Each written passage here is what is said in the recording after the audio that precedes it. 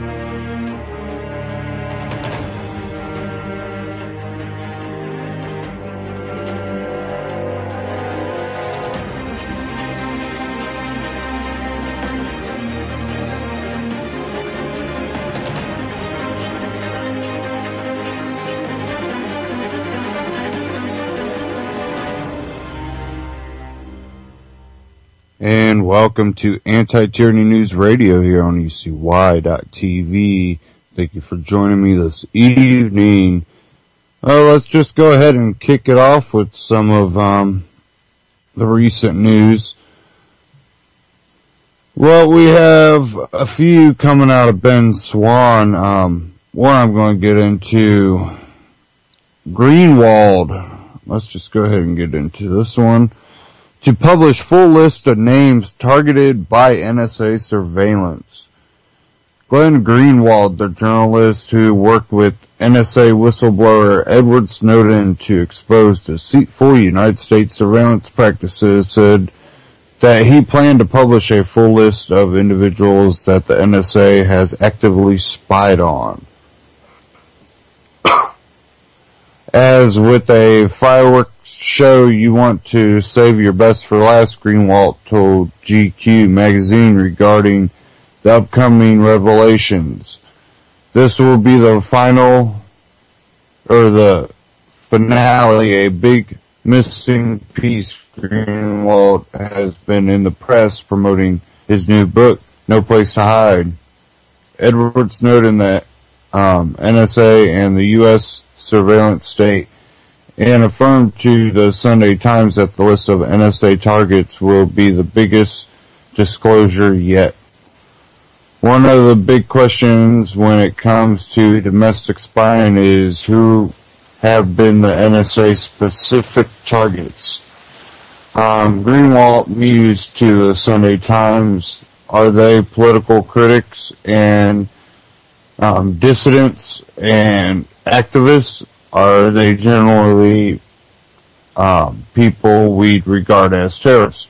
Greenwald went on to belittle the NSA for its failure to intercept Snowden's acquisition of nearly 2 million classified files, as well as its failure to stop Snowden from releasing the damning information,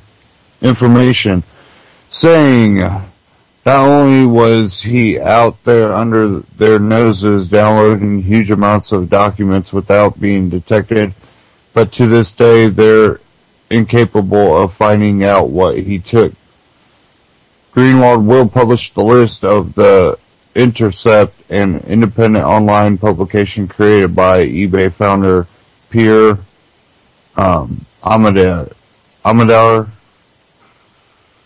and that was coming out of benswan.com. And it will be interesting to see, who are the people that the NSA has been targeting. Has it been political activists or activists of any kind, or is it, are they actually trying to find terrorists? Who do they consider the terrorists? And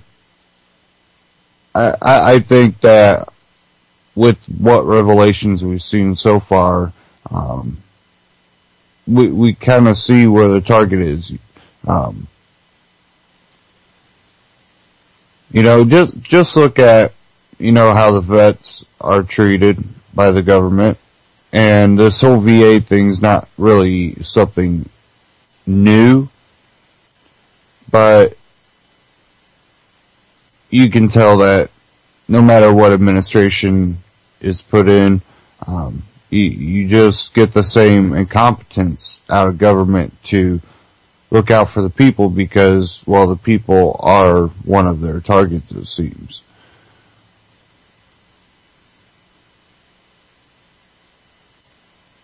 I have a clip here from Kokesh. Americans don't really care about veterans. And I'm going to go ahead and play that.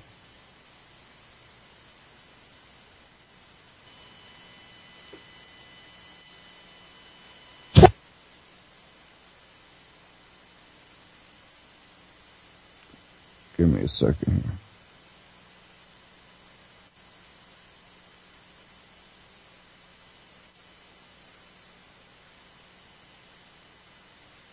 Still recovering from a rash of scandals around the Department of Veterans Affairs last week, we heard whistleblowers coming out describing widespread patterns of theft, abuse of power, even ripping off medications for sales on the black market, dealing drugs in VA hospitals, being turned away from the administrators there, not paying attention to these problems. We heard about wait lists. And, I could go over some of the headlines from last week that we saw about this, but one of my favorites is from, of course, FoxNews.com. Happy to point this out. Al-Qaeda terrorists at Guantanamo treated better than our vets. And this is a great comparison here because they have the actual number, the ratio of medical providers to patients at Guantanamo versus at America's veterans hospitals. The Gitmo ratio is 1.5 to 1. That means for every 1.5 inmates, they have one healthcare provider. For America's 9 million veterans receiving VA healthcare and 267,930 VA employees, the ratio is 35 to 1. That's right, 35 to 1.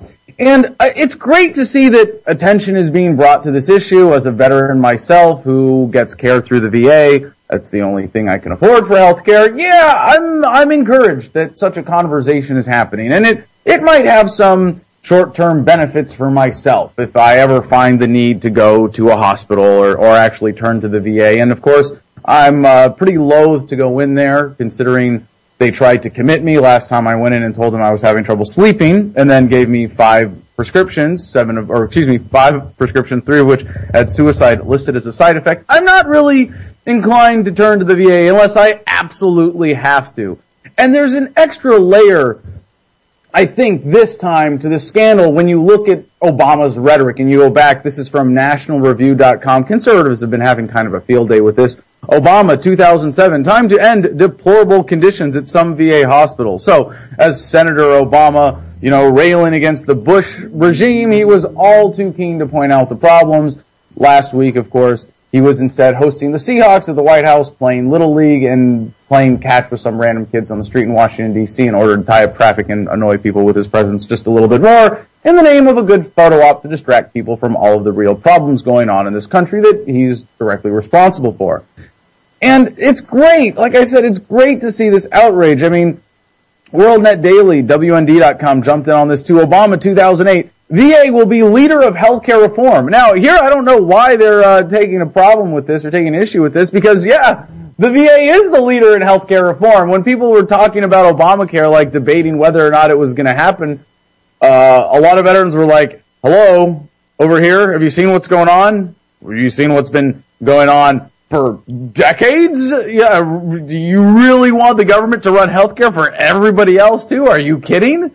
There's a problem here. And there's an extra problem with veterans and veterans affairs. And like I said, it's great to hear people talking about this, and America gets to have its 15 minutes of false outrage. But do the American people really give a shit about veterans? No, absolutely not.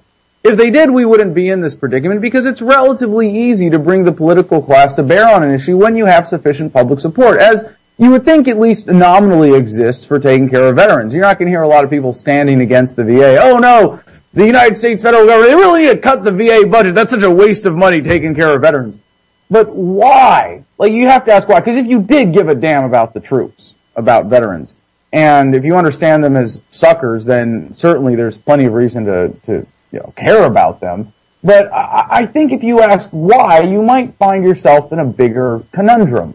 Because there's a certain cognitive dissonance here. Because if you understand why, and it's not just, oh, well, those politicians, they need to be more accountable to the people. They need to listen to the people when we say we want the vets taken care of. Why does the government want the vets taken care of? It's just another expenditure for them. It's that much less money that they get to spend on their sponsors. Although I will say, as I can attest to from personal experience, the VA is all too eager to compromise the health of veterans in order to serve the needs of the pharmaceutical industry and other parts of the medical lobby. But that's another aside for the drug war and all the ways that, drugs that are helpful, like marijuana or even MDMA, are kept away from the troops and veterans, when the kind of stuff that kills them in terms of making them suicidal is, by the bucketful. Take more pills, please. And it's obviously part of, broader corruption of the American political system. But the only reason for government to take care of veterans is to get people to keep enlisting. You want to improve healthcare at the VA? Stop complaining to politicians. Stop even talking to voters. They're irrelevant. You know who you should talk to? High school kids. Yeah. Tell them that when they get back from war, that their government is going to treat them like a used condom to be discarded, just fucked and thrown away. Because that's what it's all about. We will never have good care for the troops if you understand what the racket is and why they are doing what they do, and the fact that troops are nothing more than paid killers, people who are willing to murder because politicians said it was okay. They will never be taken care of until a non-violent way is found to address people who are victims of government. When we turn to government to take care of its victims, the response is always going to be inadequate. And if you really ask why, see, and this is why the American people don't want to ask these questions. It's easier to live in cognitive dissonance. It's easier to just say, well, we support the troops. When we hear about a scandal, we call our congressman. Yeah, we give our 15 minutes of false outrage, and we make sure they know that we're outraged. Because if you ask why, I really wanted to know the answer, and we're inquiring with an open mind, the only rational conclusion you could come to is that the troops are suckers. And that all of the emotion you've invested in supporting the troops and winning the wars and go Team America is wasted. Because we've all been suckers. Because we've all fallen for this. So the default position for the government for taking care of the troops when they come home is really no care at all. And they will only offer care to the troops to the extent that it's necessary to convince people to join up. Until that changes, the vets will always be getting screwed by government. And that was Adam Kokesh.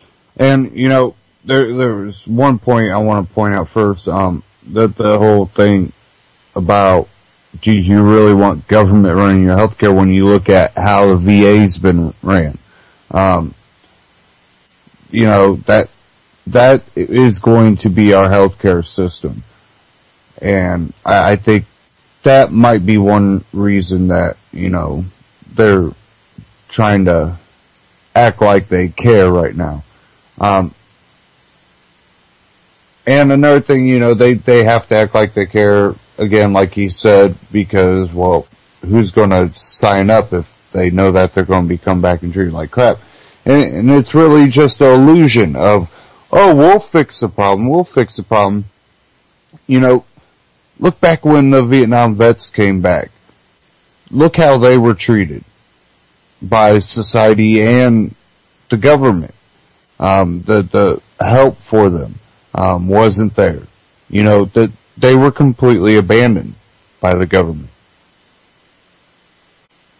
So, you've had time. The government's had time to fix this. And I think this always comes to light a lot of times when it happens during a war that the majority of people do not support. It just seems like we're just over there policing the world, so most people are like, this is just a waste of time and money and lives. And so the lack of support for the fighting overseas, kind of plays into the exposing of how bad the vets are being treated, because society on top of the government is not showing the support like they might in a war that the majority of the populace might support. And we all have to remember that the majority of the people did support this, after 9/11. A lot of people had that, instinct reaction, fight back. So, they get that fight back, and then all of a sudden, we don't think, it was basically exposed that this war is just BS to begin with. We just can't support it, and we forget that a lot of these soldiers that went over there, they went over there with that same, gut instinct to just go, react. And we do need to support the individuals. A lot of these people are coming back injured and, having mental issues, and we know the VA is not ever really going to help them because, again, they're still going to push the pharmaceuticals on them, and deny them access to treatment that's shown to work without the side effect of suicide. It's unbelievable. So, we play a part in all of that. And unless we address it, it's not going to truly be addressed by the government. We understand that. That's a kind of known thing. The government's not going to address this problem. It's up to us to address it. And, things like, cannabis have shown to have positive effects for soldiers, and that's been known since the Vietnam War. We know that alcohol does the exact opposite, and a lot of those returning vets from Vietnam were also getting stuck on a lot of the hard drugs, and some of that coming from the pharmaceutical company too. And we have a lot of times political parties using the support of soldiers as a way to gain a vote. And we don't ever see, does it get better under that party's administration? And usually no. Again, we've had plenty of time to fix the VA system. It's not going to get fixed. And I think a lot of vets know that. They're not expecting it to actually get fixed.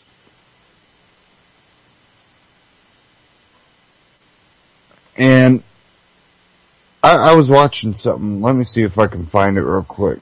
And the way this plays into it is this whole parties using groups and grouping people together, which I constantly tell you is a divide and conquer technique. you look at the feminist movement and how there needed to be that movement that says that women are equal, in the sense that, they have a voice and they have the right to use their voice, and they have a right to be counted as a person. And many women I meet can lift just as much as a lot of the men I meet anymore. I think that also has something to do with our society. Only reason why men usually were the working physical person was because, they had the bigger body mass, bigger muscle mass, and I don't know if that's so true today.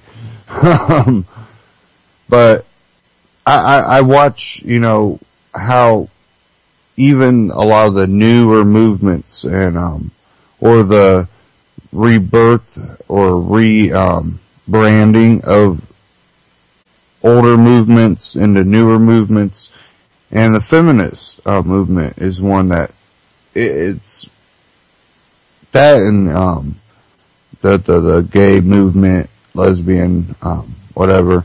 It seems to not be about equal rights. It's about special privileges. And I watched this thing. I did find it by Stefan Molyneux, Feminist Death Threats, the Anti-Equality. And I really found this interesting. I think I'm going to play this here. This really, it really kind of, you understand it when you listen to it, and we'll go ahead and just go play this. New from Freedom Main Radio. I'm here with Aaron Pitsey. We are going to be speaking together at two conferences, which I wanted to mention just before we start. The Toronto Domestic Violence Symposium, June 6th to 7th, which is at the University of Toronto, torontodv.com. International Conference on Men's Issues, June 26th to 28th, 2014, Detroit, Michigan, avoiceformen.com.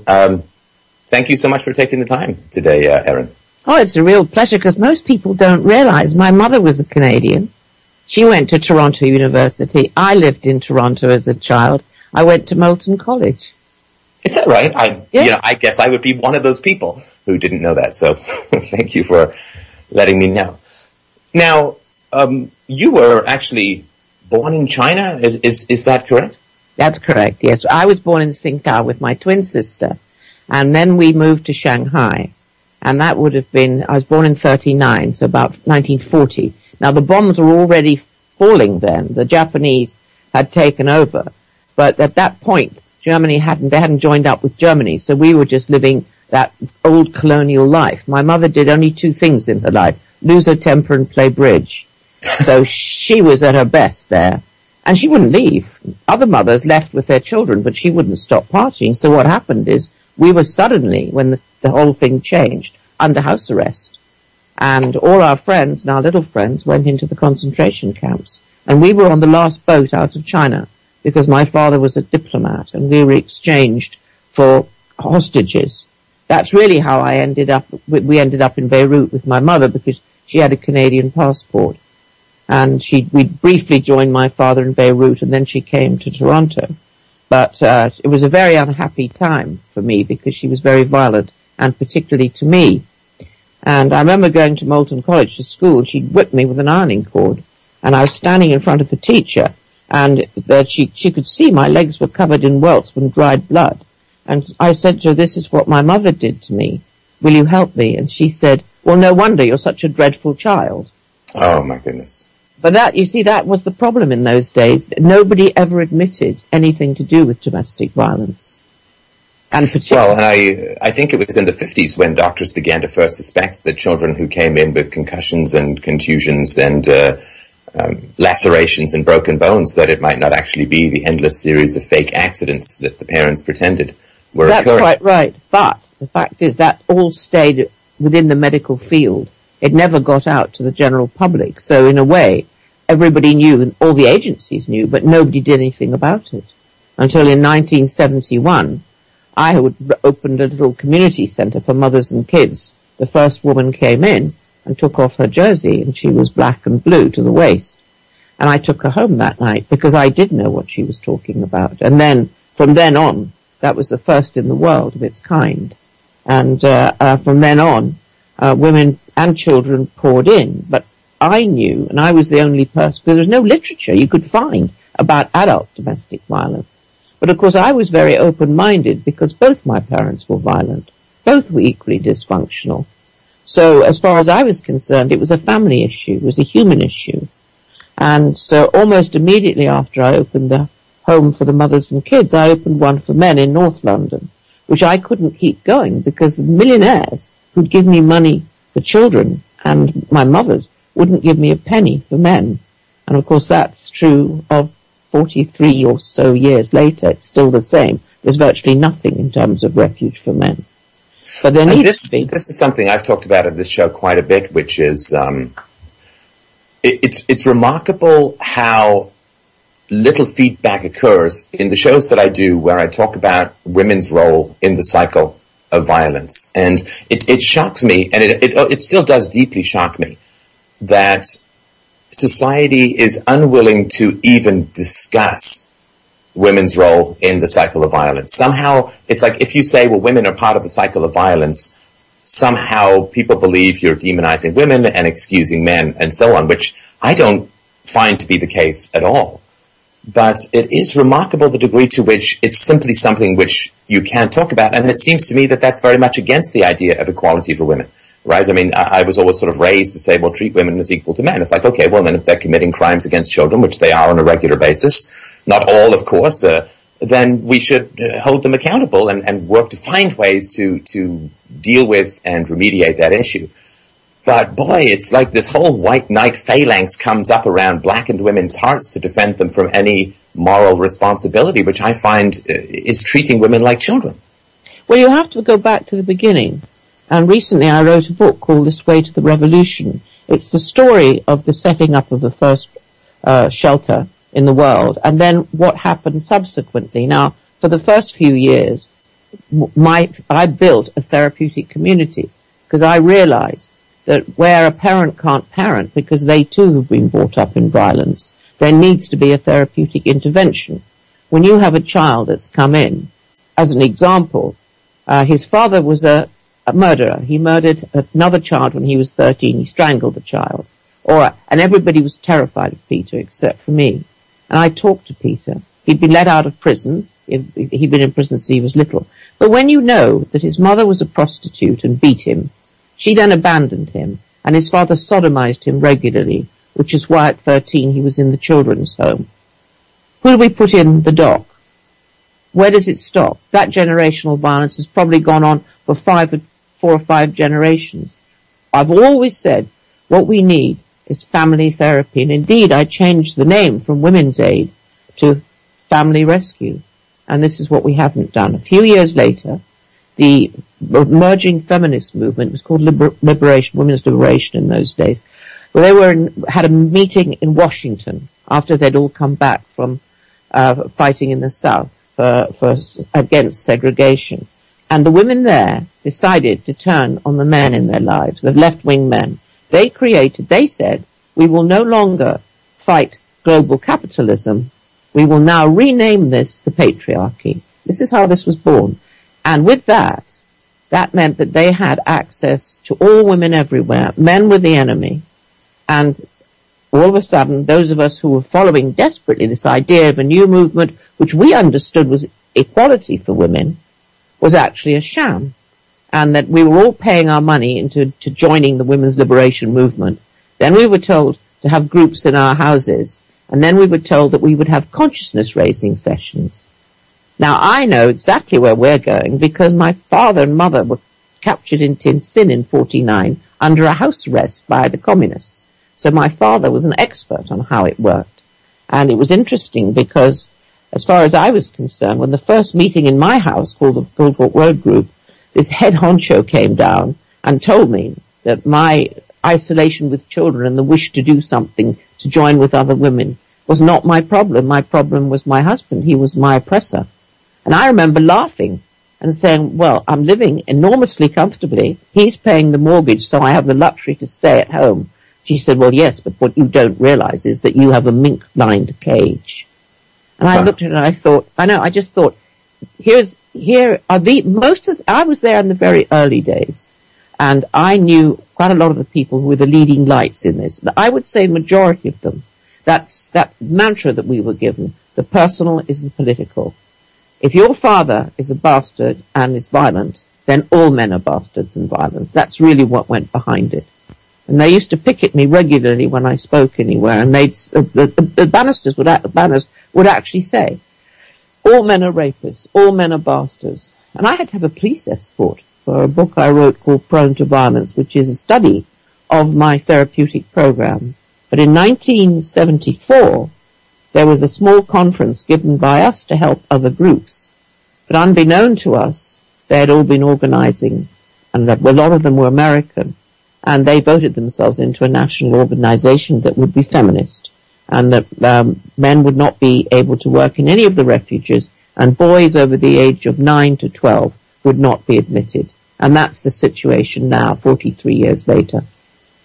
Well, then you faced significant danger in this. But before we get to that, your book that came out in the 70s, which I think sparked a lot of the controversy, which was the degree to which, in conversations with women, you found that women were not always the sort of stereotypical Victorian victims of non-reciprocal male violence. I said from the beginning, of the first 100 women that came into the refuge, and we all did questionnaires together going back 3 generations, I said 62 of those 100 women were as violent, or in some cases more violent than the men they left, and that most domestic violence is consensual. Both couples are violence prone. And I said the real victims, like me, we had no choice. At least my mother and father chose each other for whatever their bad needs, but children have no choice. You're born and marinated in violence, and a high percentage of you will continue the pattern. And if the power imbalance is considered to be the most egregious element to add to domestic abuse, then even if we accept that there's a power imbalance between the male and the female, like the husband and the wife, the power imbalance between parent and child is infinitely greater. And so, to me at least, when either parent, but again, I focus on women because that's not part of the conversation as yet, but when parents abuse children, they are exercising in human relations the greatest power disparity that is possible, because children have no economic independence, no legal independence, they have no particular place to go, whereas women who are abused have all of those things.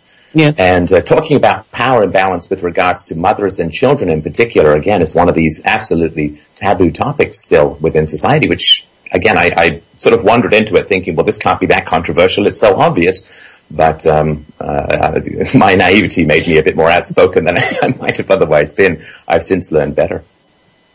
Well, it's sad because it can't silence us. I mean, that's my big argument. And the argument also is, for me, the majority of people who are violent in interpersonal relationships mostly have some form of personality disorder. And you cannot leave. Somebody like my mother, who was a classic narcissistic exhibitionist, shouldn't have been left anywhere near children. She had a hair-trigger temper. And unless she was the center of attention, she was very dangerous, particularly to me, because I looked like my father. Now, one of the things, my argument along all these years has been, don't take away children from mothers. Take the mothers in and mother the mothers so they can mother the children.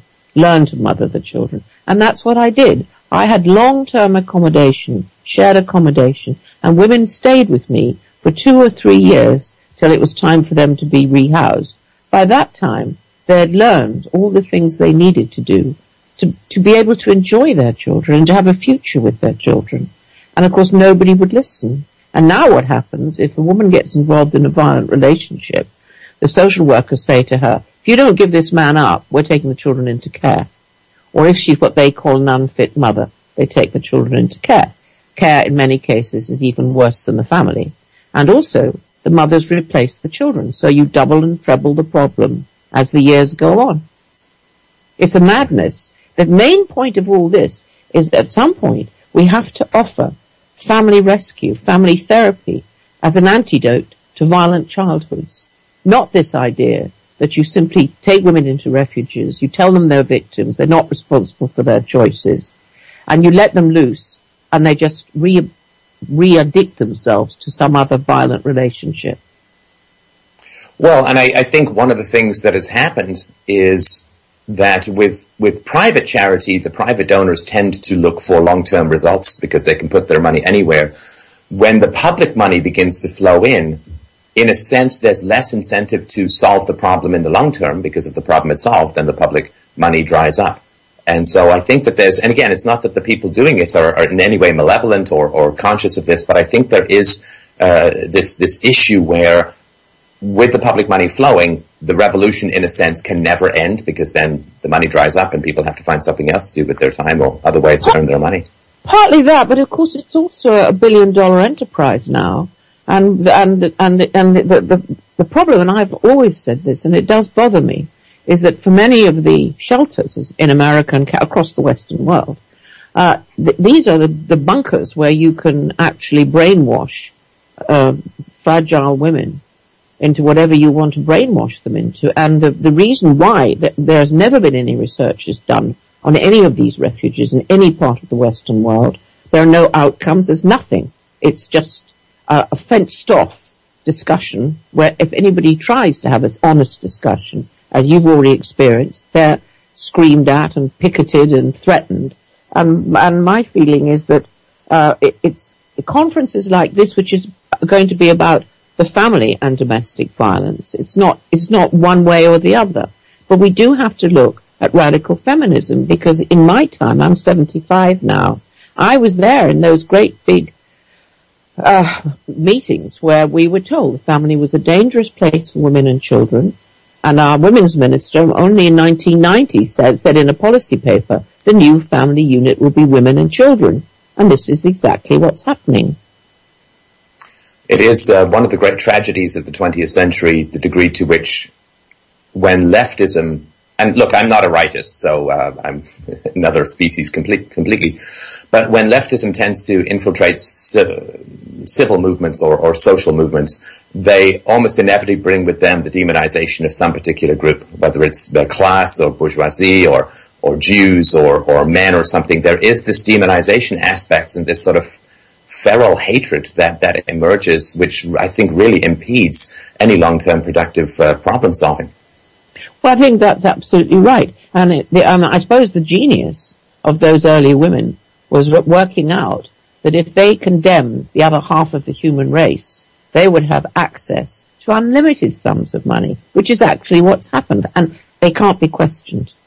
And the thing that interests me is majority of people in power across the Western world don't argue because they know it's women who vote.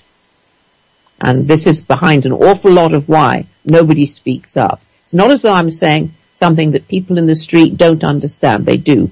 People in the street know it's family violence. They know that mothers and fathers can be violent. And but the fact is that the people in power, it's more important to stay in power than it is to come out and tell the truth. So some of the dangers that you faced in the 70s, and I also know that you recently won a libel case against a British publisher, which good for you. But talk a little bit, if you don't mind, and about some of the threats that you faced in the 70s that did cause you, I think, quite wisely as well, to flee the country. Well, it got to where I couldn't go anywhere without being picketed and screamed at and threatening phone calls, because I was standing with this new movement and trying to bar them from recruiting vast sums of money and also misinforming the public. To me, it was fraud, because I could see, and the work that I was doing proved beyond all shadow of doubt that it was a family issue and it's a generational issue. And suddenly up comes this new concept, which it is all men. Well, the idea of the patriarchy being responsible for violence across the board by all men doesn't make any actual rational sense. But then you have to remember this isn't a rational movement. It's a movement to empower women to actually essentially become as grossly aggressive as they like against men in general. And from the very beginning, I was a totally lone voice. I think the final thing that broke it for me was after a lot of threats, the police said to me, if any parcel or parcel comes into your home and it doesn't have a proper stamp on it, I don't mean a postage stamp, a post office stamp, please call us. And actually it was my daughter who was there, and she called me at the refuge and said, look, a parcel's come in, it's a little parcel, and it hasn't got the right stamps on it, so I put it out in the back of the garden. So I rang the police and then drove home to my house. By the time, shortly after I arrived, in came the bomb squad. And they're a terrifying sight because they're all dressed up and covered with huge gloves. And so I had 2 little grandchildren who was looking there, absolutely terrified. And we watched him go out to the back of the garden and retrieve the package. And he came back in, and actually it wasn't a bomb at all. It was just something that hadn't been stamped, which had got through. But I just remember at that point thinking, this is enough. I can't put my family through any more of this. And then I packed up, sold everything, and we went to Santa Fe, New Mexico. Right. So at least there was a little less rain. I guess that's the only upside from fleeing for social activism. But funny, that was because we were living on because I had the grandchildren, we had to be near a school. So I was living on this estate of about probably 1,000 houses with an acre each. And it didn't take long. And it's interesting, this is where I really began to work with men. Because so many men on that estate were actually victims of very violent women. And that didn't take long to make me very, very unpopular. I think the dog shooting incident, I don't think was feminist. I think it was because I was, along with all the other things that people were coming to me, it was a lot to do with pedophiles and pedophile rings in Santa Fe. Because at that point there were only 2 DAs, and Santa Fe was a real Wild West town. And that's where I think that came in. And for those who don't know, and again, terrifying stuff, what's the incident with the dog? Well, what happened is it was Christmas Eve, and Nunu, who was he was slightly brain damaged. He was a big, lovely, smiley dog. And suddenly he must have been shot on my property because he came running in, and his paw was curled under, and he was just shaking and crying. And then I found him and held him and realized that he had been shot in the paw, and we took him to the vet. And that's where I began to feel the time was running out and we needed to move somewhere safer. One of the problems with all this is standing up and being a lone voice and fighting huge vested interests.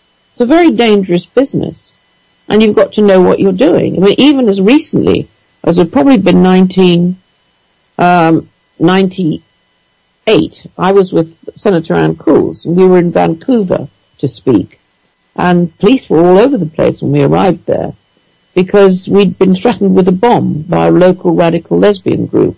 So, but it's been much, much less violent now than it used to be, possibly because the money that there was required to build this huge empire is rolling in, and they have no interest in actually asking anybody to ask any questions. Right. Well, I wanted to say, it's not on behalf of anyone, but just, human being to human being, I'm incredibly sorry for the amount of aggression, obviously, as a child that you experienced. It's absolutely horrifying.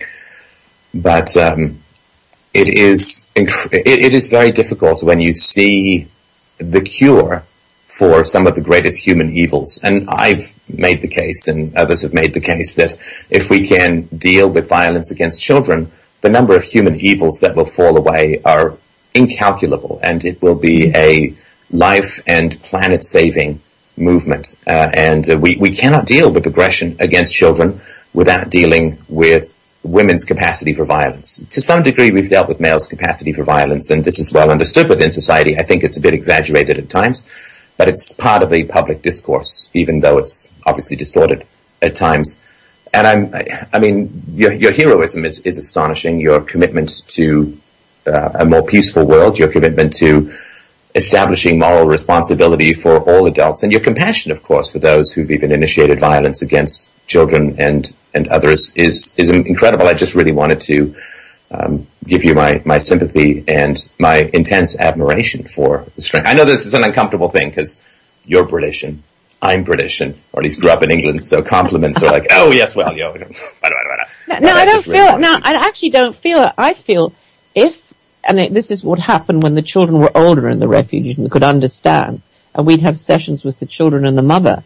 If anybody could have sat me down and said, did you know that your mother was viciously beaten by her stepmother? No, I didn't. Not till it was much too late. No, I didn't, because families don't talk about family violence. It's all very secret. But, I mean, once I understood, and I suppose part of what I did in working specifically with violent women and finding refuges that would take non-violent women was because I knew the kind of work that needed to be done with the women who were already violent, had been prostituted, had been sexually abused. I knew what needed to be done. And those were the women that were closest to my heart. Because in a way, I endlessly rehabilitate my mother. Huh.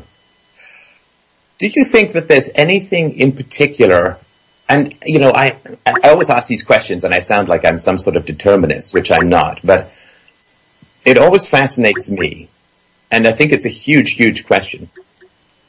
Do you think there's anything in particular that helped you to overcome this repetition of violence, that helped you to be able to handle the insights about female violence that you had, which so many other people simply don't seem to have the capacity to do? Do you think there's some extra third eye that can observe the world and yourself? Do you think I think it's very intelligence? I think it's very simple. I think when I was 4.5, I had a vision, and it was a strange experience. But about that time, I realized my mother couldn't stand me. She really couldn't bear me anywhere near her.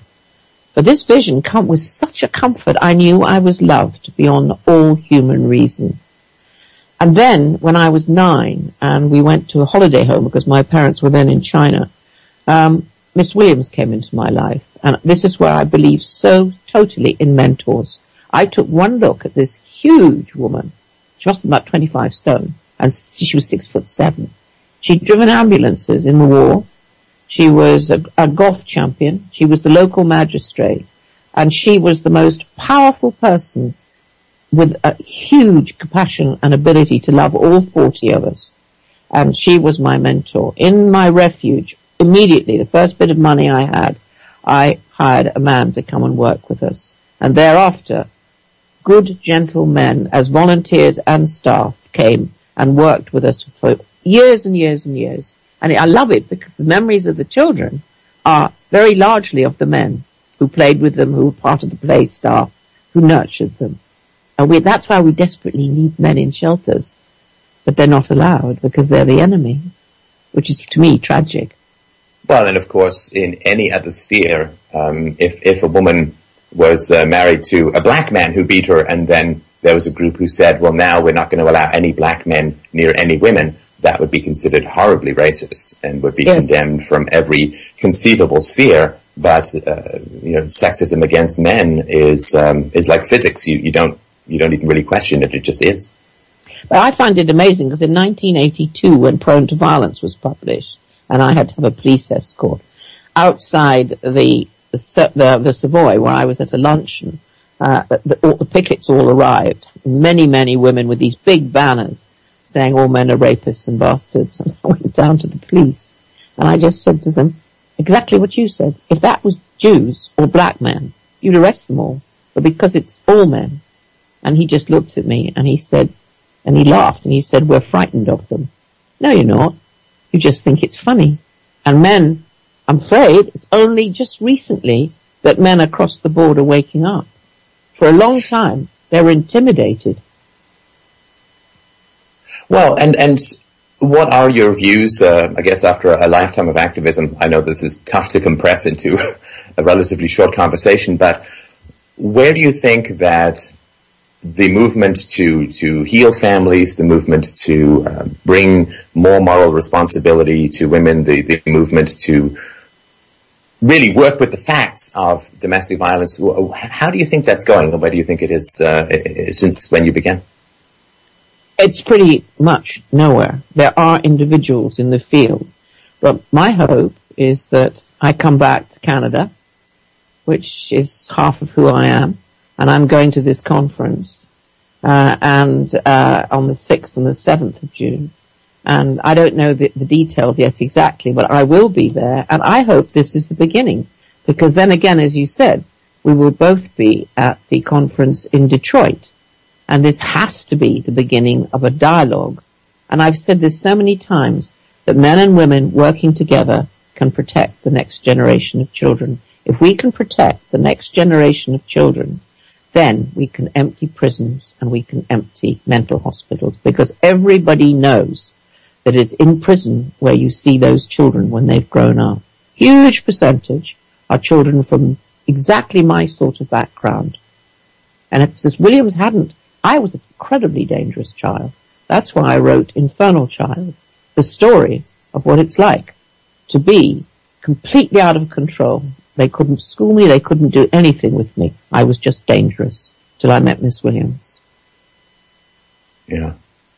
Yeah, I mean, and it doesn't actually take an enormous amount of mentoring to help a child to turn around. It's not like you have to invest 10 years of your life. No. For certain children, at least, if you have the example, in other words, if you have an example of a more peaceful approach to human relations, some children will really just grab at that like a drowning man at a barrel. And will say, wow, I had no idea even that this way of being was possible, and they'll just drive that way forward. That's not true for all children, but it certainly sounds like it was the case for you.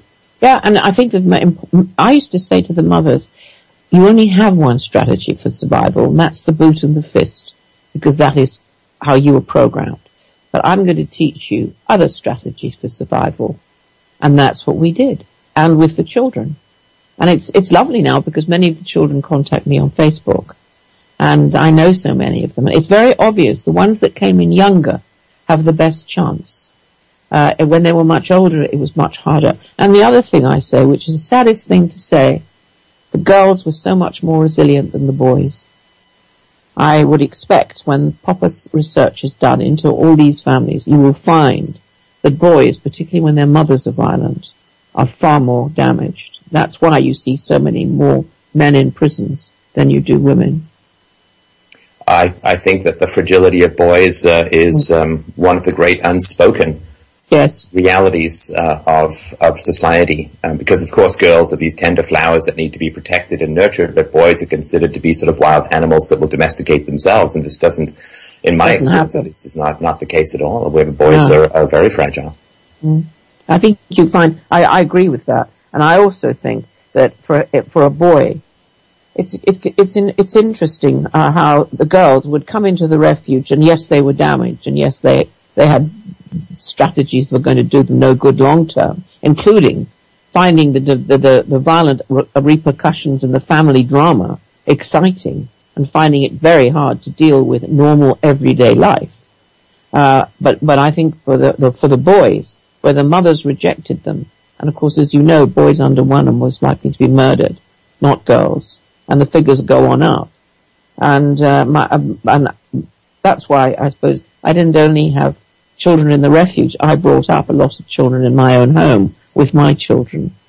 And I just could feel the fragility of them. And in a sense, I suppose, but I grew up with more boys than girls, you see, because the holiday home, most of the girls were abroad with the parents, and they sent their sons to boarding schools. So I grew up with a lot of boys. So I had a deep understanding of what male is, which has been airbrushed out now, because essentially the whole feminist ideology is that you feminize men, because once you've turned them into women, they will no longer be these ravening brutes. Actually, that's not true at all. All you do is create completely confused males, which is what we have, and an inability to make relationships. Well, and if someone were to suggest that you take a homosexual man and consciousness raise him into being straight, this would rightly be considered homophobic and wrong. But you can take a man and try and turn him into, like, men are considered, or boys are considered broken girls, and therefore you just need to fix them by feminizing them. But that, of course, is because the gold standard of human interaction for a lot of people is girls, because female violence is obscured from society, and therefore if women or girls are considered non-violent, then if you make men, blah, blah, blah, right? I mean, it's madness, and it's absolutely anti-empirical. And one of the things I think is tragic, but in particular about some of the more extreme feminists, when they're talking about men as a whole, anybody with any knowledge of human psychology knows that they're really talking about their own fathers, or their, the males in their lives, which they're then extrapolating to men as a whole. Because if you have a loving relationship with a man, you simply can't hold a sign saying that the men are bastards and rapists and so on. No, and in fact, those aren't the women that are the radical feminists. The radical feminists are largely very deeply damaged women. I remember going into Ms. Magazine when first time I'd come across to the Eastern Seaboard, and I was helping to set up refuges before I realized how political it was there. And I just remember looking at all these women, and there was this great, a woman needs a man like a fish needs a bicycle, which was Gloria Steinem's logo, apparently. I'm thinking there's something seriously wrong with all you women. Yeah. And there was an atmosphere of I was wearing makeup. That was a crime in those days. And I always remember the early days when we were told that anything, even to wear makeup or to use deodorant, that was anti-feminism. And I used to say, do you mean to tell me that you think it's political to smell? That's when you learn they have no sense of humor. Right. Well, I'm certainly looking forward to meeting you face to face, and I'm certainly looking forward to hearing you talk at the conference. I really do want to thank you for the conversation this morning. I wish we could talk longer, but we will. Yeah, we will, and we will, of course, for the video and for the audio, we'll include links to websites and books. And you're an elegant and witty and compassionate writer, and just from a technical skill standpoint, even aside from the content, it's a real delight to read your work. So strongly recommend that you go out and read Ms. Pizzi's books. And thank you again for your time today. It's a pleasure, Stefan. All right, take care. Now, there's one thing that we as a society probably should do is maybe kind of, lift up all empowered women. It seems that the only way that the feminist, how should I say this? The feminist movement always seems to only want to lift up the single women. And it almost becomes a hate for men type movement. It goes beyond, just empowering women. And there's a lot of conservative women, but they're bashed. You play the corporate game, therefore, and you're married, therefore you're not, a empowered woman.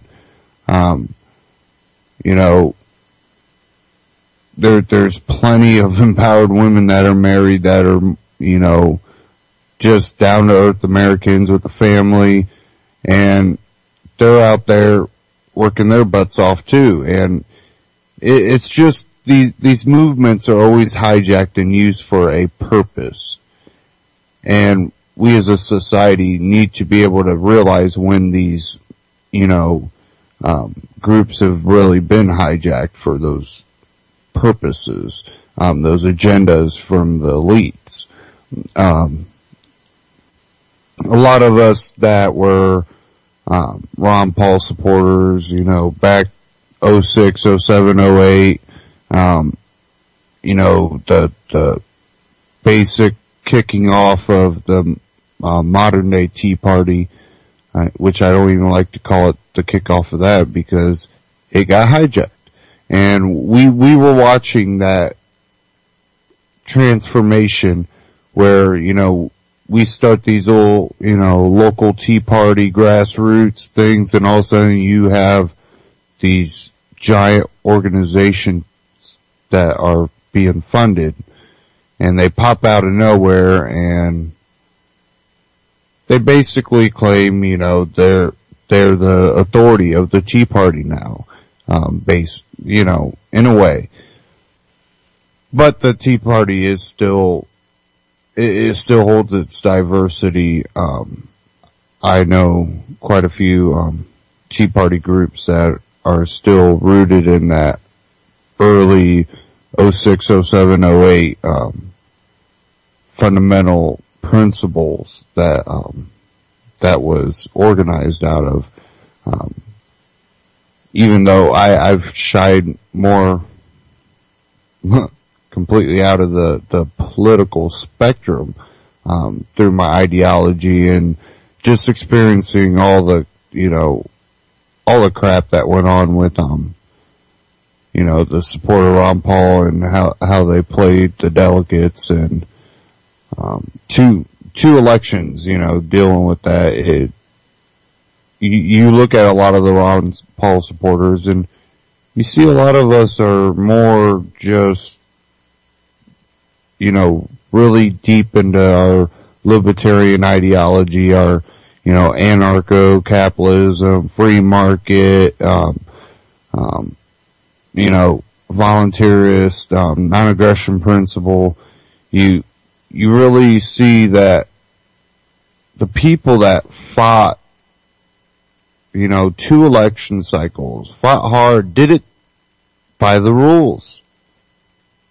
And when that happens, they go, well, we're just changing the rules and disregarding you guys. And it doesn't matter. We're not going to allow you to win. When you experience that, it just shows that the political system is rigged.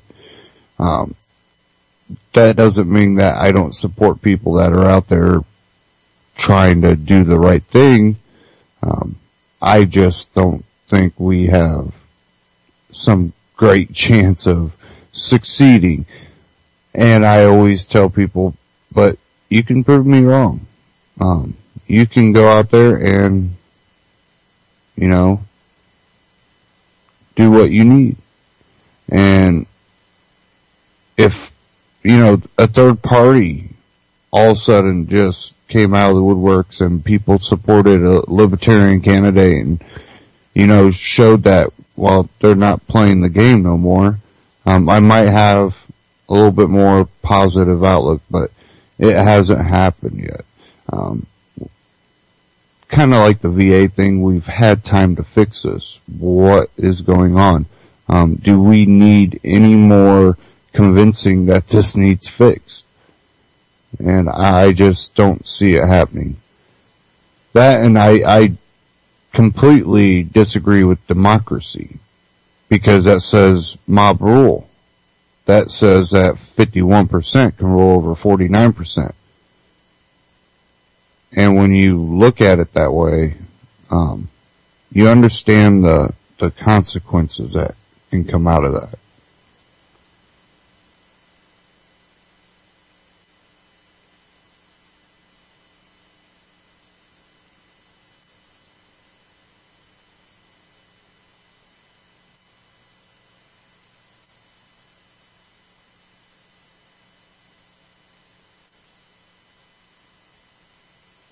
Okay, bring up some articles here.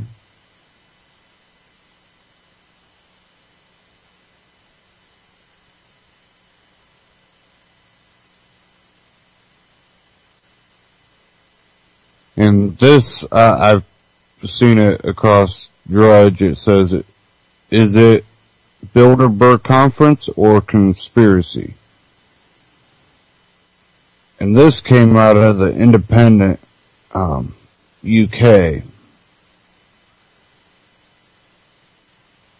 says, conspiracy theorists may chuckle when they learn a debate entitled Does Privacy Exist is to feature at this year's Bilderberg Conference, the notorious secretive gathering of the world's most powerful bankers, politicians, and business people.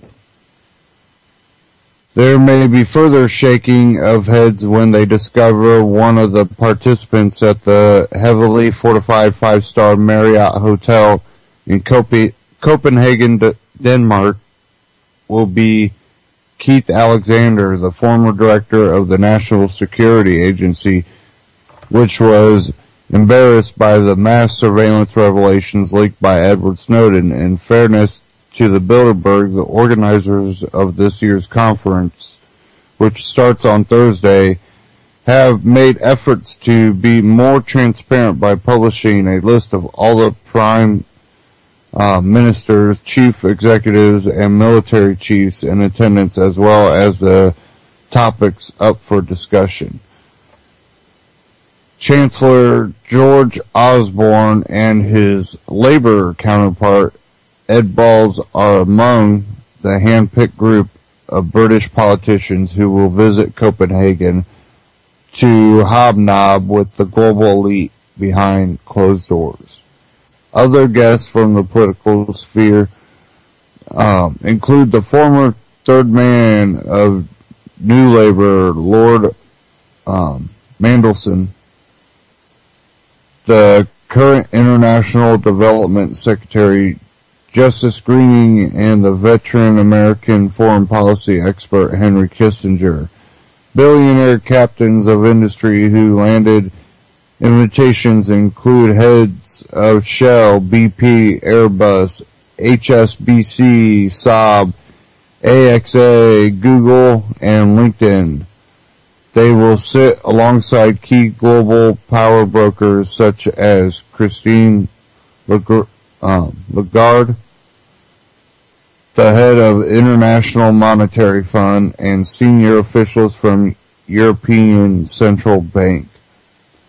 The chairman from Goldman Sachs and Lazard's will perhaps reflect on how their investment banks advised Whitehall over the controversial flotation of Royal Mail, which left the UK taxpayer €1 billion out of pocket. Items on the agenda include the future of democracy and the middle class trap, the new architecture of the Middle East, and the major geopolitical crisis of the moment, Ukraine. The secretive nature of the Bilderberg Conference has triggered suspicion that the event is used to shape global policy at the expense of democratic oversight. The idea of the euro was said to have been spawned at one meeting in the 90s. Paul Flynn, Labour MP for the Newport West, asked a series of parliamentary questions about Bilderberg last year when the conference was held at a five-star hotel near Watford. When he told the Independent, "I don't regard the Bilderberg as a great threat, but we would all like to know what is going on with these things. Secrecy inspires concern." Despite its new efforts at transparency, the conference is still actually sensitive about radical infiltration. On Tuesday night, 3 journalists, self-styled info warriors, were arrested by Danish police after they tried to ambush the organizers outside the Marriott. Unfortunately for Hannah Borno, a British freelance journalist staying in the hotel, she was spotted exchanging words with the info warriors earlier in the day, which caused her stay to be permanently cut short. She said, "As my husband and I prepared to go to bed, we were confronted by a hotel member of staff and a member of security. They said we had been seen talking to some people earlier who had been asked to leave, and for the safety of the staff, they have been advised to ask us to leave. And that's the end of the article. That's out of the independent.co.uk. We already know that they always kick out all journalists, all basically guests in the building. They end up always kicking out. I have right here.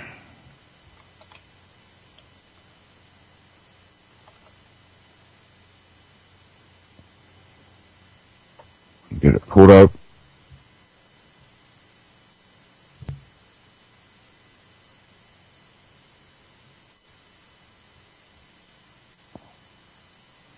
And this, I'm going to play this. It's kind of short. Luke Radowski and Dan Dix arrested at Bilderberg for filming. And I believe this is two of the people that they were talking about. And this says it's simply for filming. Asking questions, of course. We already know they always kick out all the journalists. And then all the guests, too. So, it's nothing new.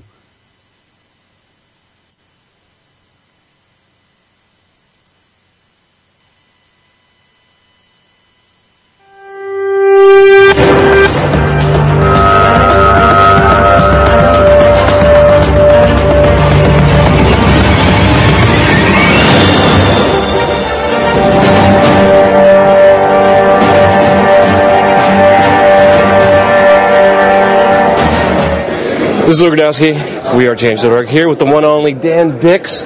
Just arriving here in Copenhagen, Denmark. We're going to do some reconnaissance and do some work before Bilderberg, see what we're going to get ourselves into. What are you looking forward to, Dan? Looking forward to exposing Bilderberg like never before. So we're going to go check out the Marriott right now, scope it out, and see what we have coming for us in a couple days from now.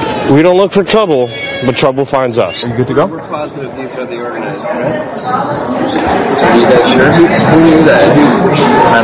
Okay. Ready? Let's go. Hey guys, how you guys doing? Are you guys the Bilderberg organizers? What? Yeah, we heard you guys are the organizers for the Bilderberg meeting. You're on Girls Weekend Out. Girls Weekend Out, you sure? Her birthday. Because you girls look kind of familiar. 35. 35 today. Yeah. You are? Where's the balloons? Don't lie. Where's the balloons and everything else? No, we just went out for dinner with her. Drinks, you sure? Yeah, and we got... You sure? Because you girls are very familiar to some of the organizing committees. We're actually having a private conversation. We didn't ask you to join. No, I know. We just look very intriguing. But you look very familiar to the organizers. You don't have to be blocking your face because you girls look very familiar to the organizing committee. And this is the organizing committee. This time? For the... No? You don't? Don't know what's going on? They just try to play stupid like they were just random guys. I mean, if you guys are doing nothing wrong, you shouldn't be scared of us filming. You are actually. You're imposing yourselves. No, I'm just starting a conversation here. Yeah, for which we don't ask. So we will have... Can we buy you drinks and hang out? No? No drinks? No? No? Okay. Alright. That's fine. Alright. How are you? I'm doing good, sir. How are you? What's your name? Name? Laos, yeah. Laos. How are you, Laos? What are you guys doing? Oh, we're visiting friends here. Okay. And visiting Denmark from the United States of America. Yeah, okay. we know these ladies. We saw them in 2014, 2012. But I'm pretty sure it's not friendship. We try to buy them drinks. You heard it's their birthday. Please don't film me. Okay. So, why are you afraid of being filmed? We're all friendly here. We're all friendly here. We got nothing to hide. I just don't want to be filmed, and I'm pretty sure the ladies don't want to be filmed either. Okay, we won't film this lady. Just move on. Okay, we'll move on. That would be pretty. Okay, you got it. Call the police right away, please. Just ask me to stay for a moment. Just have a seat over here. Here. But we're free to just walk We're free to leave, away, right? right? Yeah. I mean, you're not going to physically detain us, No, right? you can't. You can't. You can't film anything, sir. Okay. If you don't want us to film, I don't want you to we'll film. walk outside. No, then. you will still stay here and you won't film us. You can't put your hands on me. Listen, Number sir. one, you can't put your hands on me. I can put my hands on you. No. If we're in public property, the police can't put their hands on me. The police can't even put their hands on me here unless I commit a crime. If you don't want me to film, I will walk outside. Please, sir, don't grab my camera. Point that camera Don't want that camera. Listen, don't put your hands on me. Listen, So do you not have to put show your us everything, and then No, you I have do to delete not. what you film No, here. I do not. Yeah, It's you are in my private property. Yeah, you know your right, But and I know your right. I have a right to leave. And I have a right to check what you film No, you here. do not. Yes, No, I you do have- not, I because have we're it. in a public common No, area. this is the private. Listen, I know my rights. Yes, you know. And right, you I know your cannot rights. infringe on my rights. You cannot touch my camera, and you cannot touch me.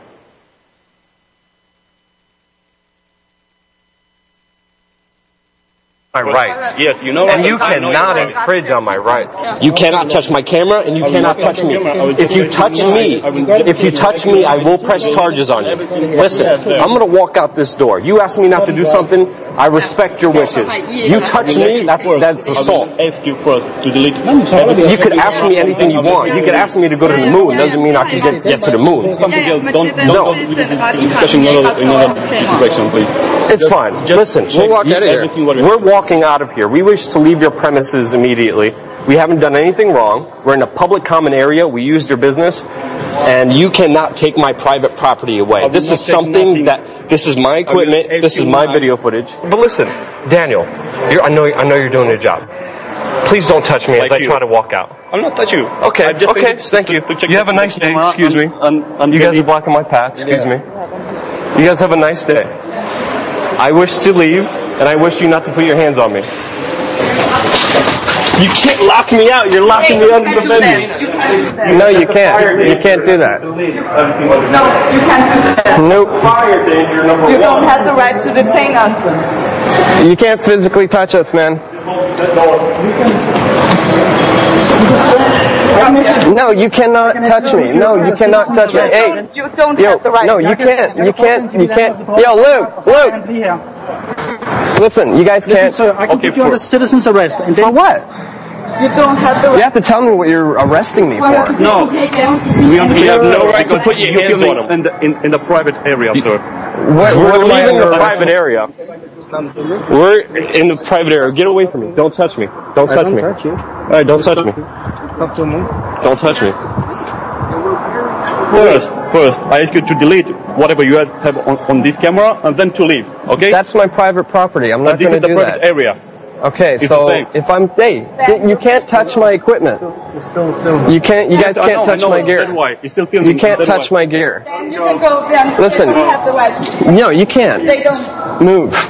He's still filming there. Yeah, and you don't have the right. It's locked. Hey, man, stop touching me. then, Listen. No, Hey. you don't have the right to detain us. Listen. No, you can't. No, you listen. guys have to stay here until the police Why? arrive. Yeah, And then we can until the police. You can ask me to leave, and I'm told you I'm willing to leave. Okay. Can you close the door, please? No, you can give me my friend. Yeah. No, I'm public property. No. Yeah, that's quite a bit. Thank you. That's assaulting. Yes, it is. Listen, we have it all Get on off film. me. Daniel, Get off me. Listen. let me go. Hey, listen. Listen, sir. Just Guys, calm down. it's gonna get. Calm. Sir, Dan, you're escalating this on purpose. No, I'm not. I know who you Listen, are. we're trying. and You know who I I know am? what you do. Yes. How do you know who I am and what I do? What do I do? Because you're filming me right now. Listen, I've told you I'm ready to leave. Let me No, go. just stop the camera. I'm not stopping the No, camera. the camera and It's delete not going to everything. happen. You're not touching my camera, and I'm not going to stop it. That way, look. Hey, man. Dude, you can't do this, man. Don't run. Just wait for the police, okay? For what? You To detaining delete me? everything. Yes, exactly. Daniel, You're assaulting me, man. Daniel, you are gonna stay here until the police arrive. That is your only option. Really? It is, yes. Hey, you can't touch my gear, You man. can't film me. It's the same, okay? Just put the camera down. Tell them they are outside. Yes, outside, and this guy filming, still filming here, and he don't want to delete. It's because of my safety. This guy assaulted me already. Come on. All right, yeah, okay. But he filmed everything inside. Okay, perfect. Can you turn it off? Well, am I outside in public now? Turn it off. Listen, these guys just assaulted me. I'm feeling threatened right now. Yeah. Listen, we'll take that. It's for my safety. I can't. I'm from the police. Okay. Okay, we'll go in the public area. I can't do that. If you wish to, this is public now, right? No. I will walk on this the isn't? No. Over there is public. They didn't ask me to leave or anything. Not here. I told them I'll leave. I'm telling you. Turn it off. Okay, but I told them I'll leave. About me. Turn it off. And we're here. Why? I need the document. The guy assaulted me already. Yeah, we'll take He's that. telling me that he's going to delete it and everything. Listen to me. We'll take that afterwards. Now, you just have to turn it off. We are here at the hotel. You have to... That things are going to be said that might incriminate me now. This is for my protection now. We don't want no problems with you guys. Yeah. These guys assaulted us. We have video camera footage. Turn it off. We have video camera footage. Turn it off. We have video camera footage. No, but this is listen to me. But turn it off, or I will take it. But listen, sir. Hold on. Listen to me. Nej, det kan du ikke. Relax. Calm down. Calm down. Listen. What's your name? What's your name? My name is Luke. Christian. Nice to meet you. Shake my hand. No. Listen. Relax. Everything's okay. Listen. Listen. I'm a journalist. You guys have my. No, you can't touch it. You can't do that. No, sir. You can't do that. You can't do that, sir. You can't take my camera. Hey. Hey, det er ulovligt, det gør lige nu. Det er You ulovligt. can't do that. It's against the law. We looked up the law here, so. Det er ulovligt, det her. No, it's illegal.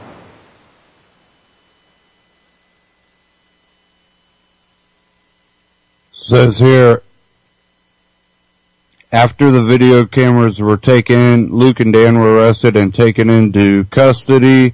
No charges were filed, and because of your support, they were released later that night.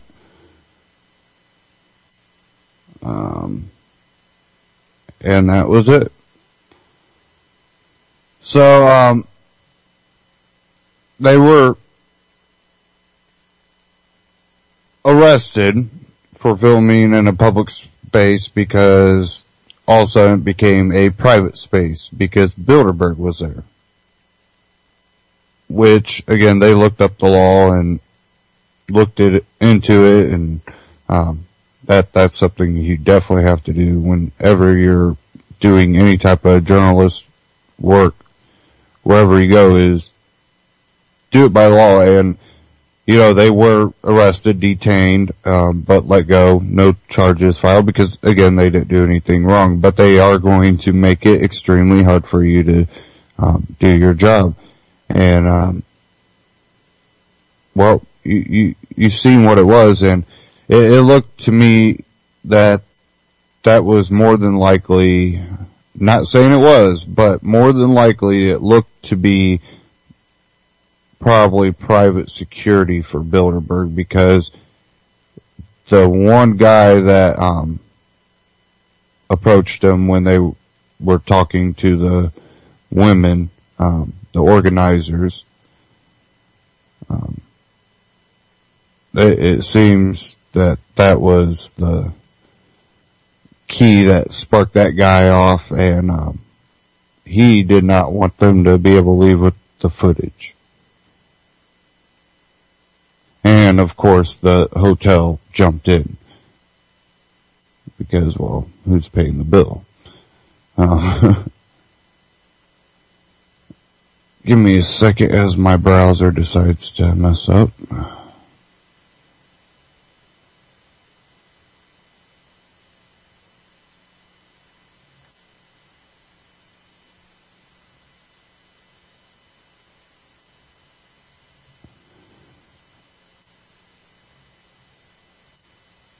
Okay. Restart my browser.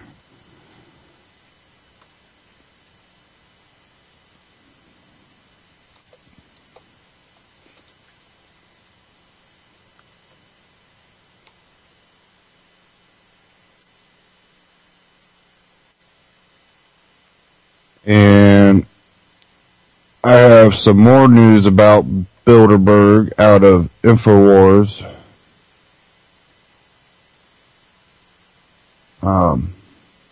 This one's paranoia. Bilderberg security blocks out windows, erects police state apparatus. And it says here, Bilderberg minions are using taxpayer funds to erect fences and steel barricades in an effort to keep what happens at Bilderberg inside the Marriott Hotel in Copenhagen.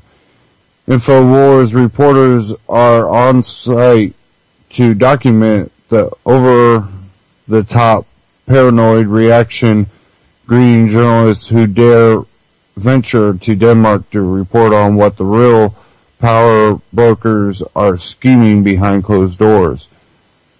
In the video below, one security officer can be seen putting an extra layer of reflective coating on a window to prevent curious onlookers from peering in. And they definitely mirrored out the windows, and you can tell that they put extra mirror on there. And at the real Alex Jones, there's photos posted, and on this article they have the pictures too. And it says here, when reporters got a little too close for security's comfort, they were escorted off the premises by security staff, utterly oblivious of their role as goons of the stool. And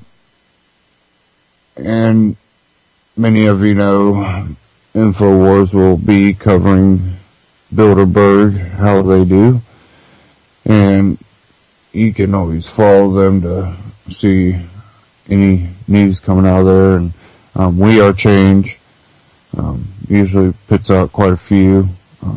I'm sure Luke has a live stream that he'll have up. He usually does.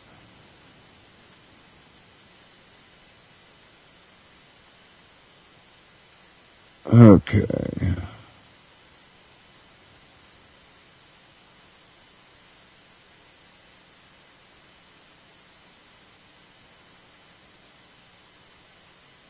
And I have one here out of benswan.com. Obama new foreign policy plan includes anti-terrorism fund and continued drone strikes.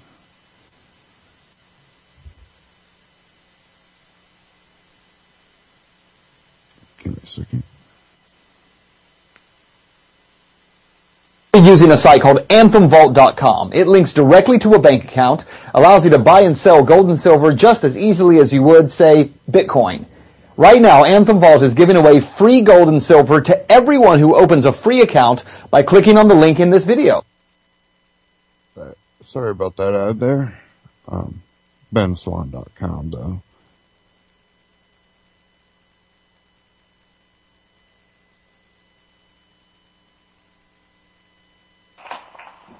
Thank you. Thank you, General Caslin, for that introduction. To General Traynor, General Clark, the faculty and staff at West Point, you have been outstanding stewards of this proud institution and outstanding mentors for the newest officers in the United States Army. I'd like to acknowledge the Army's leadership.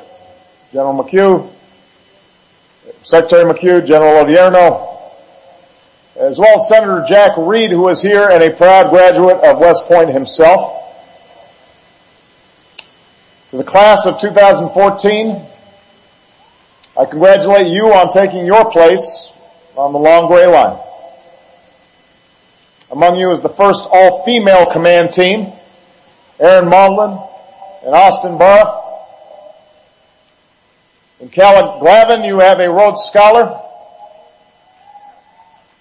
And Josh Herbeck proves that West Point accuracy extends beyond the three-point line.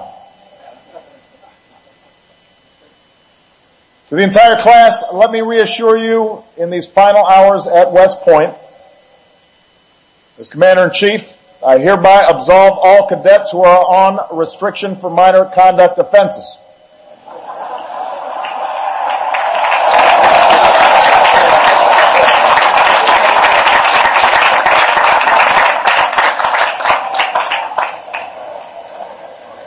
Let me just add that nobody ever did that for me when I was in school.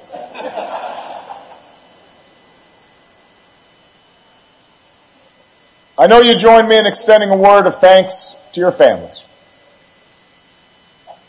Joe DeMoss, whose son James is graduating, spoke for a whole lot of parents when he wrote me a letter about the sacrifices you've made. Deep inside, he wrote, we want to explode with pride at what they are committing to do in the service of our country. Like several graduates, James is a combat veteran.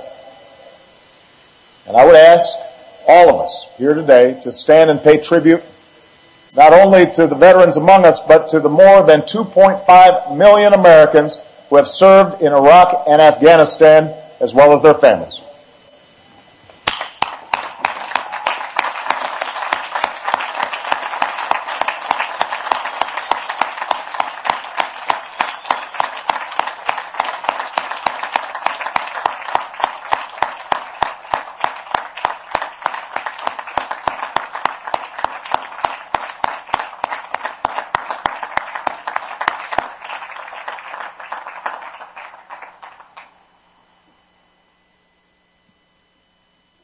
This is a particularly useful time for America to reflect on those who've sacrificed so much for our freedom.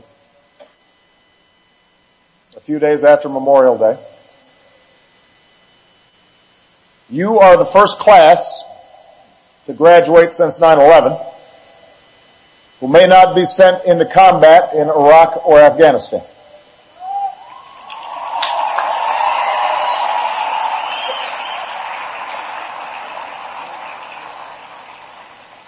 When I first spoke at West Point in 2009, we still had more than 100,000 troops in Iraq. We were preparing to surge in Afghanistan. Our counterterrorism efforts were focused on al-Qaeda's core leadership, those who had carried out the 9/11 attacks. And our nation was just beginning a long climb out of the worst economic crisis since the Great Depression.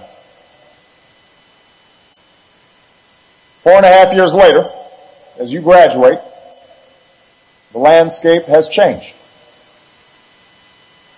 We have removed our troops from Iraq. We are winding down our war in Afghanistan. Al-Qaeda's leadership on the border region between Pakistan and Afghanistan has been decimated, and Osama bin Laden is no more.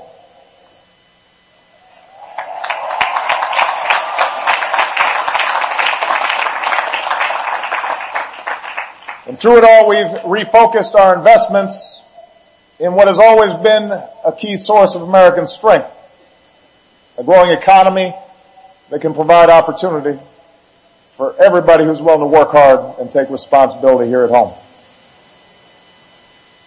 In fact, by most measures, America has rarely been stronger relative to the rest of the world. Those who argue otherwise, who suggest that America is in decline or has seen its global leadership slip away, are either misreading history or engaged in partisan politics. Think about it.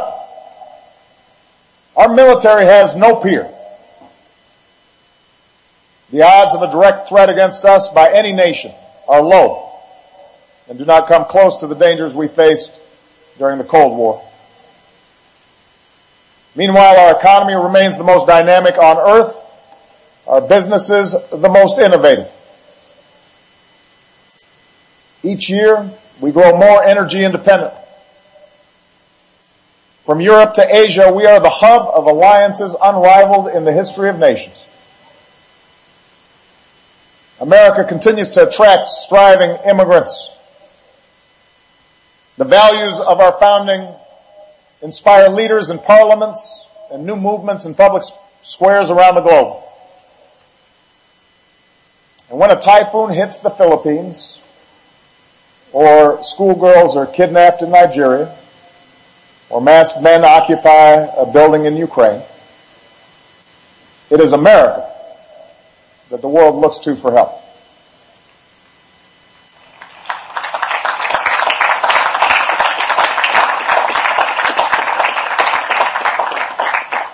So the United States is and remains the one indispensable nation.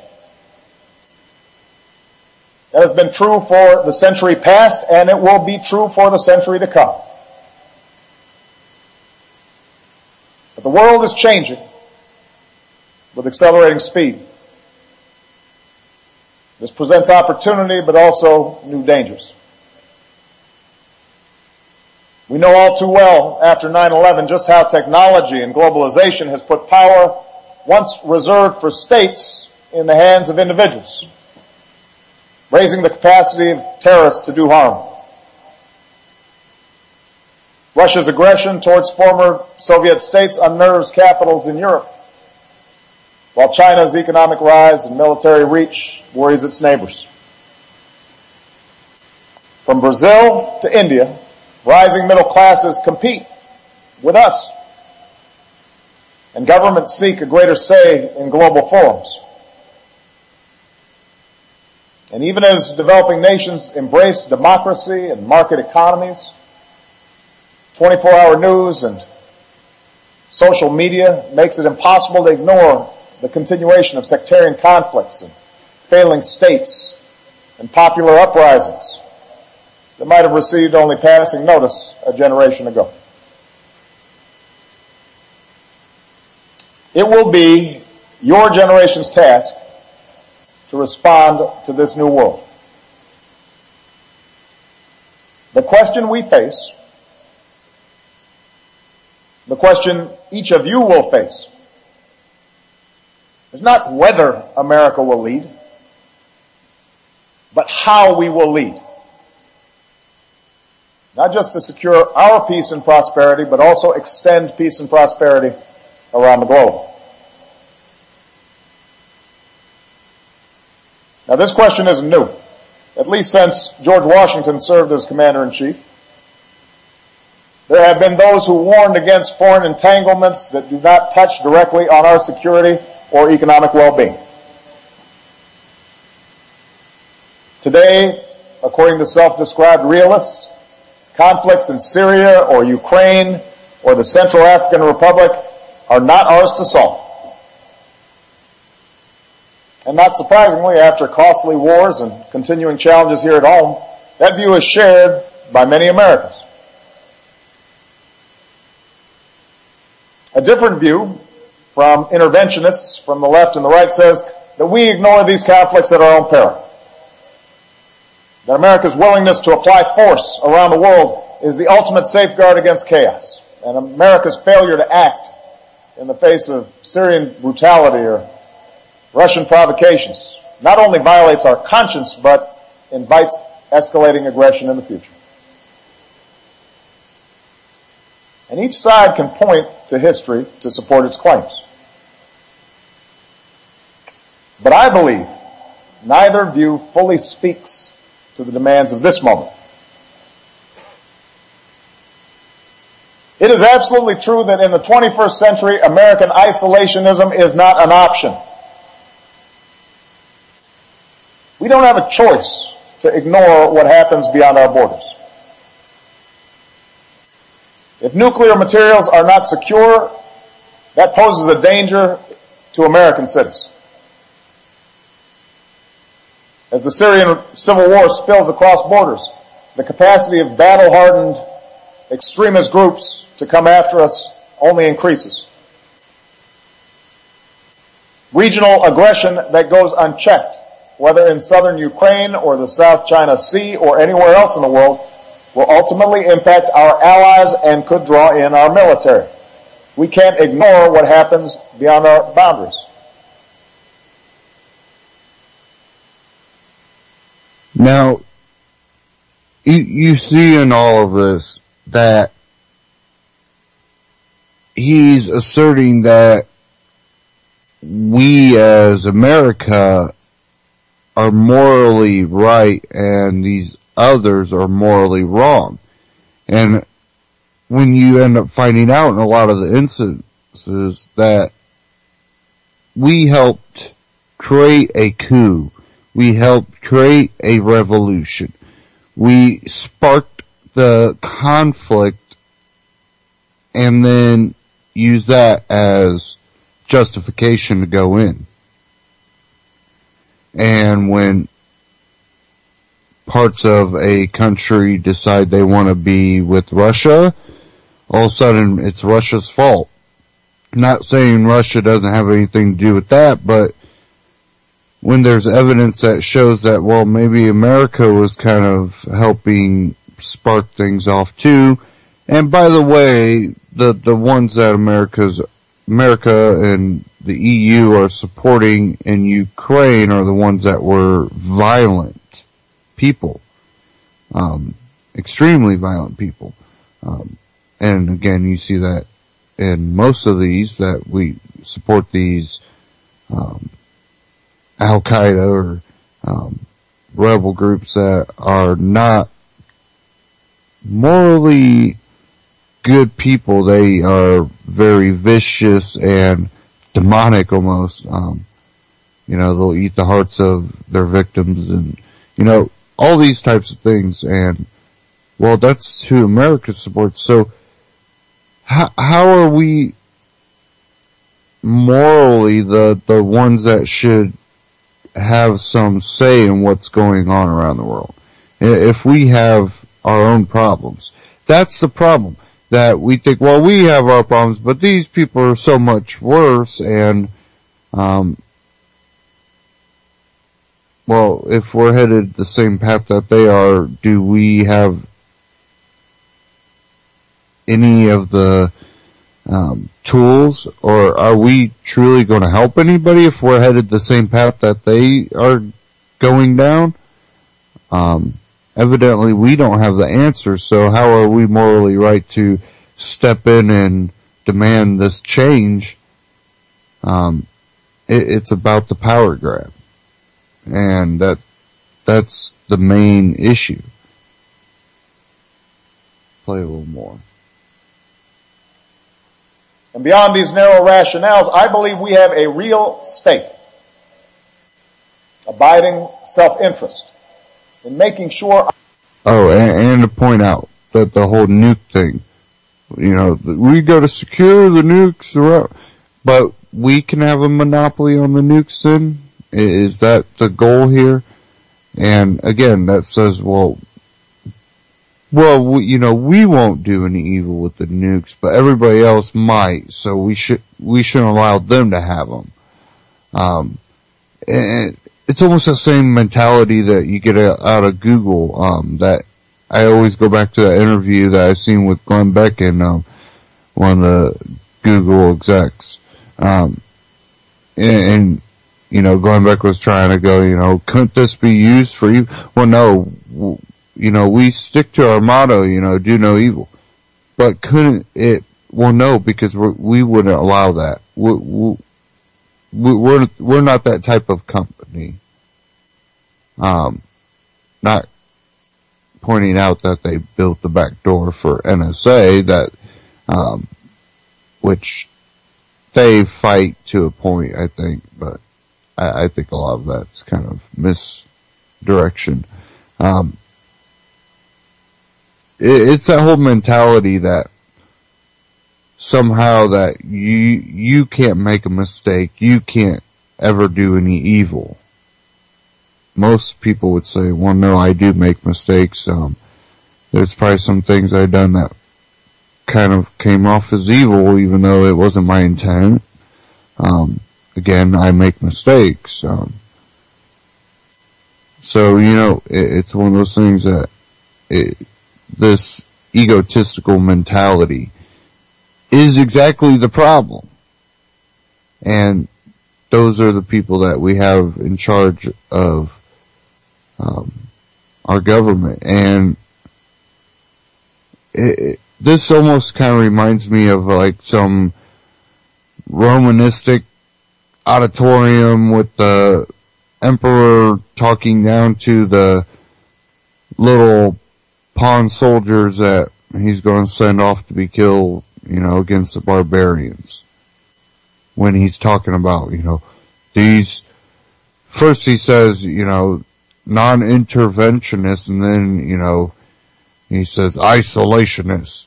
He quickly flipped the wording around to say that a non-interventionist is isolationist.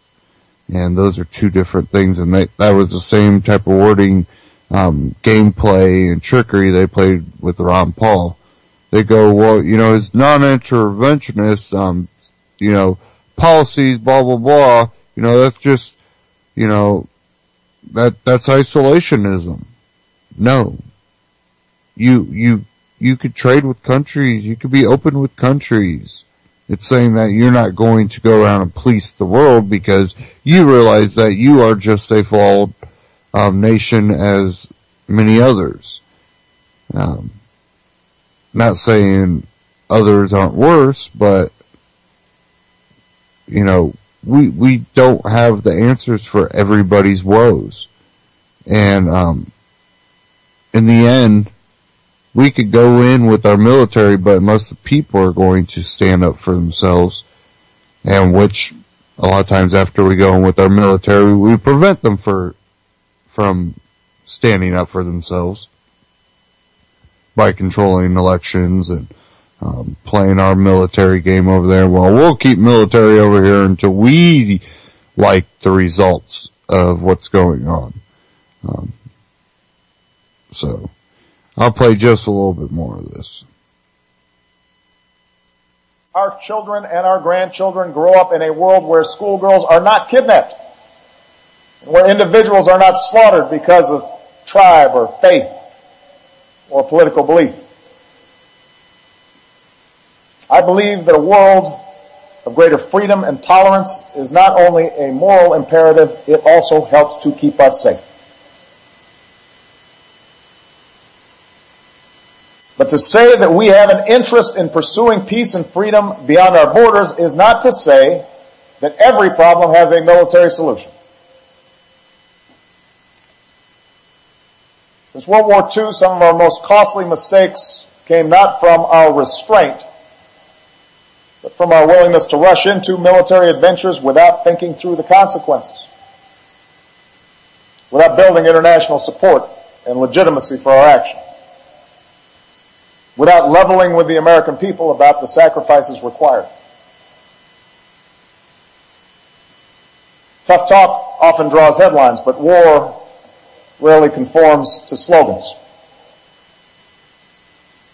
As General Eisenhower, someone with hard-earned knowledge on this subject, said at this ceremony in 1947, war is mankind's most tragic and stupid folly. To seek or advise its deliberate provocation is a black crime against all men.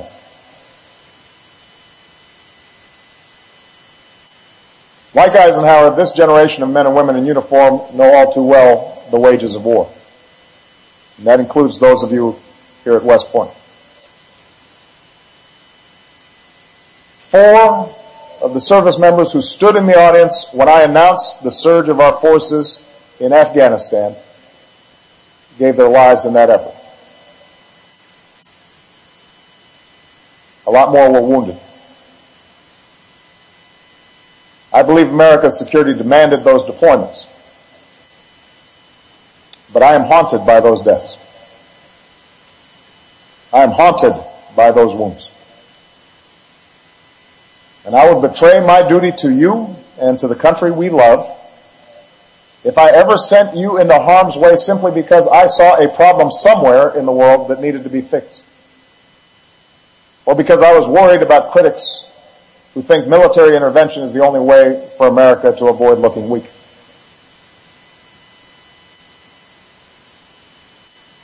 Here's my bottom line. America must always lead on the world stage. If we don't, no one else will. The military that you have joined is and always will be the backbone of that leadership.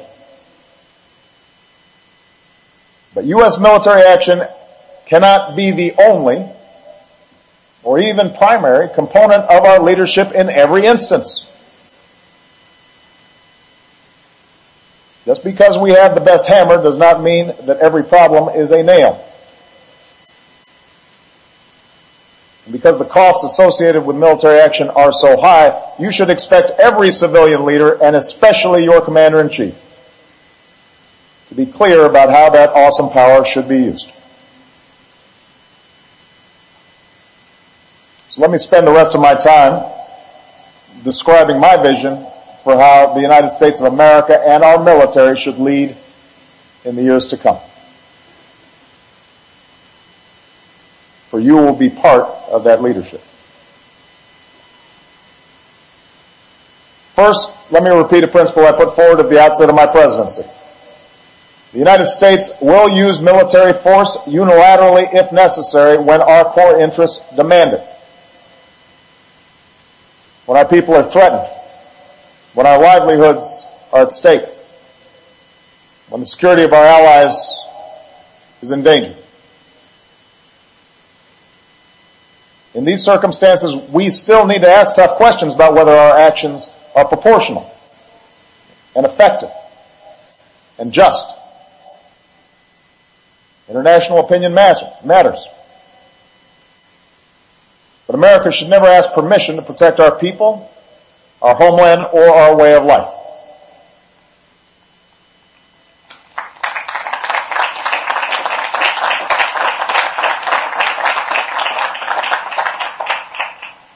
On the other hand, when issues of global concern do not pose a direct threat to the United States, when such issues are at stake, when crises arise that stir our conscience or push the world in a more dangerous direction, but do not directly threaten us, then the threshold for military action must be higher. In such circumstances, we should not go it alone. Instead, we must mobilize allies and partners to take collective action. We have to broaden our tools to include diplomacy and development, sanctions and isolation, appeals to international law, and, if just, necessary, and effective, multilateral military action. Okay, I'm going to stop it there. You can find the rest of that on YouTube. Just type in watch Obama's commencement address at West Point. Also benswan.com has it on right there on one of the newer articles posted. He sits there and talks about the unilateral and when it's not directly affecting our homeland, but it's something that raises our eyebrow. What I believe he's really saying is, well, then we don't need to go to Congress because it's not we're not declaring war because it's not a threat to our homeland. This is something we're doing as a joint thing with, other countries. This isn't the United States. This is a coalition. It just happens to use the United States military. And its resources and your tax money. And, well, we can do this when it affects our interests. Well, whose interest? Is it usually your interest? Have all these wars lately and drone strikes in countries that were not even in any type of, actual war with? Well, we're going to have to terrorists that went over those borders. Has that country allowed you to do this? No. But, they're terrorists, so we have authority to do this. It's for our homeland. And they start playing the word games. And then you hear, what does he talk about to, unilaterally doing, sanctions and isolation. So really, are we the ones that are creating the isolationism? Does America allow you to trade with any country you want, people in any country you want? As a person, do they just allow you to trade with, can you go trade with, every country out there? No. They got sanctions.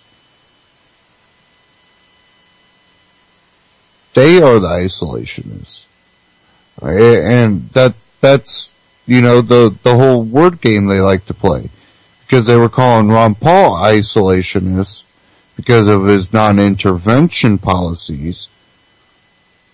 But he believed in your ability to free trade. And really the market does drive so much. You remember all the talk about the additives in Subway bread. Now, what's Subway doing? Oh, they're pulling those additives out. You have the ability to affect it.